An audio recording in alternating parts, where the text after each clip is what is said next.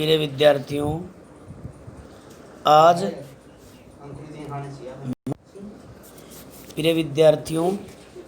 जो है विषय हिंदी कन्यादान कार्यपत्रक जो है आपकी जो वर्कशीट है उसकी संख्या है 41 दिनांक कितना प्यारे बच्चों? आज 7 तारीख 10वां अक्टूबर 2020। यहाँ पे अपना नाम लिख देंगे। यहाँ पे कक्षा अध्यापक का नाम मतलब विषय अध्यापक का नाम लिखेंगे यहाँ पर, न कि कक्षा अध्यापक। आज का जो मतलब इसका विषय है हिंदी का, वह कन्यादान द्वितीय भाग, कवि ऋतुराज। इसमें एक माँ जो है अपनी बेटी को एक संदेश दे रही है, एक शिक्षाप्रद बातें बता रही है। माँ अपनी बेटी को कह रही है, माँ ने कहा पानी में झांककर, माँ ने कहा पानी में झांककर अपने चेहरे पर मत रीझना, आग रोटियां सेकने के लिए है, जलने के लिए नहीं।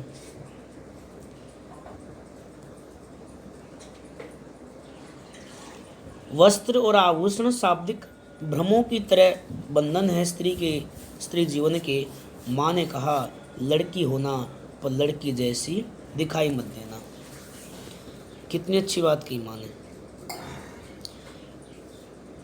माँ ने कहा पानी में झांककर अपने चेहरे पर मत रीझना।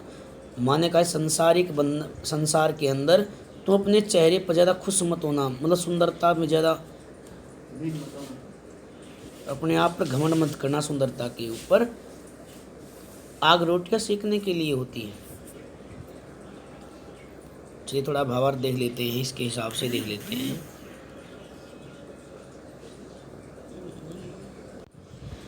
माँ ने कहा कि आग रोटियां सेकने के लिए होती है, कि अपनी जिम्मेदारी निभाई है अपनी।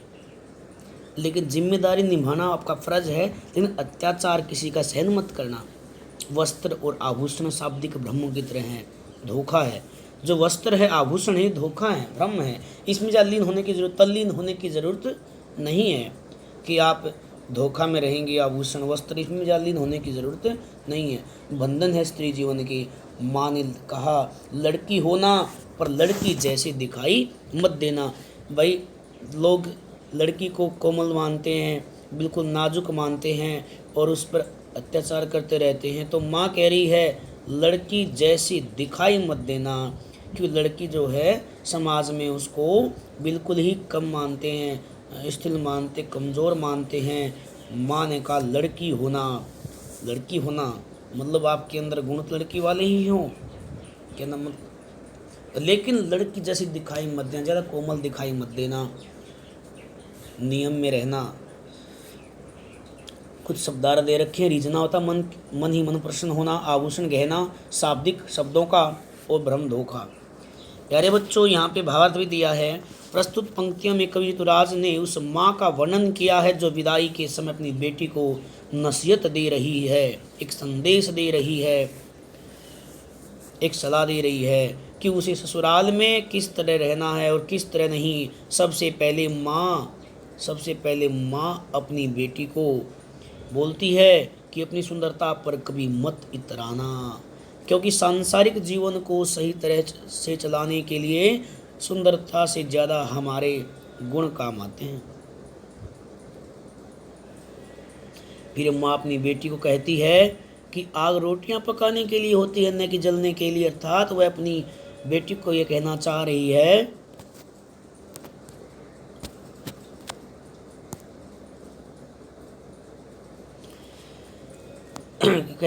कि अपनी जिम्मेदारियों को अवश्य निभाना, परंतु किसी अत्याचार को सहन मत करना।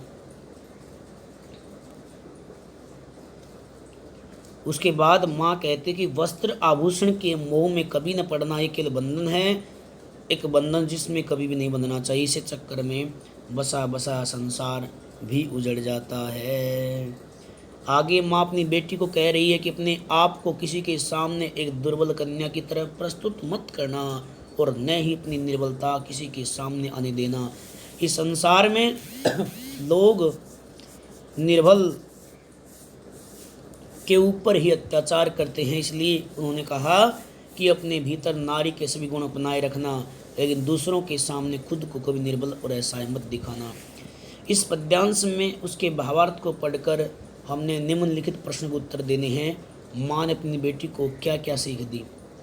माँ ने अपनी बेटी को क्या क्या सीख दी? सबको पता है।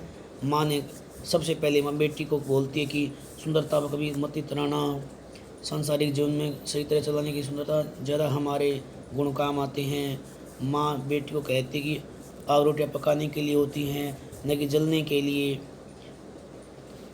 अत्याचार को सहन मत करना, ये सब लिख देंगे।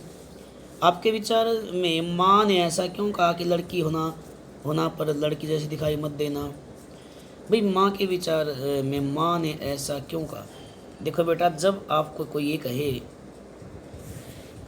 आपके विचार में, बहुत अच्छी बात है, हमारे विचार, हम स्वतंत्र हैं भाई। आप हमारे विचार से माँ ने ऐसा क्यों कहा कि लड़की होना पर लड़की नहीं मिले? क्योंकि लड़की को संसार में लोग दुर्बल मानते हैं, कमज़ोर मानते हैं हम। इसलिए माँ ने कहा कि भाई लड़की होना, भाई लड़की हो आप, सुशील सुंदर तभी हो, क्या नाम है, व्यवहार में सही रखना, समाज में संसार में आप वहाँ जाओगे वहीं इज्जत भी रखना, बड़े छोटे का सम्मान भी रखना। भाई लड़की अब हमेशा काम करते रहती है, काम भी करना, सब कुछ करना, लेकिन इतनी कोमल मत होना कि आपको कोई कुछ कह जाए। इसलिए माँ ने ऐसा कहा है। आपकी दृष्टि में माँ ने बेटी को सचेत करना क्यों जरूरी समझा होगा? सोच के लिखिए, बहुत अच्छी बात है भाई। आप हमारी दृष्टि में माँ ने बेटी को सचेत करना, उसको पहले ही कहना कि भाई आप ध्यान रखिए, ख्याल रखिए अपना, इसलिए समझा होगा क्योंकि माँ जो है बेटी के बारे में अच्छे प्रकार जानती है। और एक लड़की, एक कन्या, हर कोई उसे उपभोग की वस्तु मानता संसार के अंदर, 1-2%। इसलिए माँ ने उसको सारी बातें बताई। और लड़कियाँ भी कहीं दूसरे घर में जाती, पराए घर में जाती हैं, ऐसा हो जाता है समाज के अंदर भाई, वहाँ घुल मिल अच्छी तरह ना हो पाता हो, मेल नहीं होता। इसलिए माँ ने सारी बातें अच्छी प्रकार से बता दी कि आप कोमल भी रहना, लेकिन इतनी कोमल मत होना कि आपको कोई कुछ कह जाए। और दूसरों को मतलब ये मत दिखाना कि आप कमज़ोर हो, ये हो, ऐसा भी लिखा है। और माँ ने कितनी अच्छी बात ये भी बताई है। ज़रूरी है, आजकल पहनावे पर बड़ा ध्यान होता है, घर में कुछ पहना हो लेकिन वहाँ जाके कुछ कहे। वस्त्र आभूषण के मुंह में कभी न पड़ना, क्योंकि आजकल वस्त्र आभूषणों की ओढ़ लगी हुई है। लोग वस्त्रों पे, आभूषणों पर बहुत खर्च करते हैं, खासकर महिलाएं जो हैं। इसलिए माँ ने इतनी इतनी अच्छी बात बताई है। पद्यांश के आधार पर भाव स्पष्ट कीजिए। आग रोटियाँ सेकने के लिए हैं, जलने के लिए नहीं है। ऊपर लाइन भी आई हुई है, उसको आप पढ़ के अच्छी तरह समझ जाएंगे कि आग जो है रोटियाँ सेकने के लिए होती हैं। ये लाइन यहाँ पे है बेटा, आपको पता है कि आग रोटियाँ सेकने पकाने के लिए होती है, न कि जलने के लिए। अर्थात वह अपनी बेटी को यह कहना चाह रही है कि अपनी जिम्मेदारियों को अवश्य निभाना, परंतु किसी अत्याचार को मत सहना। इतना ही काफ़ी है। जो को समझ में ना आए वो पूछ सकते हैं।